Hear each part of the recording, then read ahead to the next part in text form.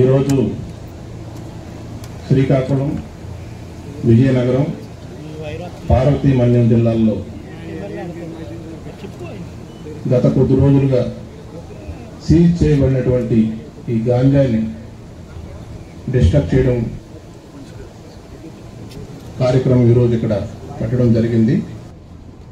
గత 8 నెలల కాలంలో ఈ గంజాయిని సమూలంగా నిర్మూలించేటువంటి దానిలో భాగంగా రాష్ట్ర ప్రభుత్వం తీసుకున్నటువంటి అనేక చర్యల్లో ఈ విశాఖపట్నం రేంజ్ ఈ బార్డర్ ఏరియాల్లోనే మనకి ఒరిస్సా రాష్ట్రానికి సంబంధించిన బార్డర్ ఏరియాల్లో గంజాయి పండించడం జరుగుతూ ఉంది. సో దీనికి సంబంధించి ఈ సంవత్సరం దాదాపుగా 524 కేసులు ఈ గత 8 నెలల్లో రిజిస్టర్ చేయడం జరిగింది. దానిలో 31,768 కేజీల డ్రైడ్ గాంజాని, అదేవిధంగా 12 కేజీల హ్యాషిష్ ఆయిల్ సీజ్ చేయడం జరిగింది.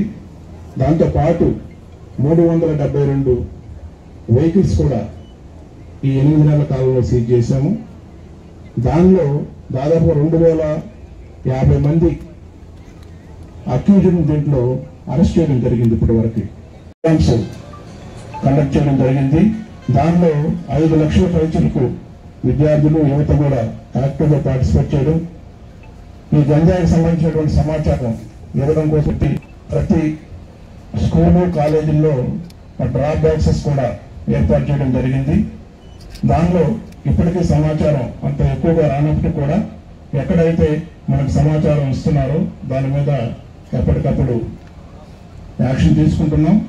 దాంతోపాటు ఎక్కడైతే కన్జంప్షన్ ఎక్కువగా ఉందో ఆ ప్రాంతాలపైన నిఘా పెట్టి వారందరికీ కౌన్సిలింగ్ కూడా చేయడం, తల్లిదండ్రులకు కూడా కౌన్సిలింగ్ చేయడం కూడా జరుగుతూ ఉంది.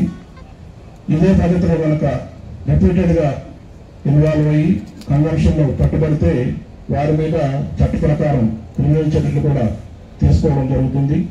సో దీనిలో భాగంగా ఈ సంవత్సరం ఇప్పటి వరకు 2,050 మందిని అరెస్ట్ చేయడం, గతంలో పెట్టినటువంటి కేసుల్లో ఉన్నటువంటి ముద్దాయిలు కూడా ఇతర రాష్ట్రాల్లో ఎక్కువ మంది ఉన్నారు.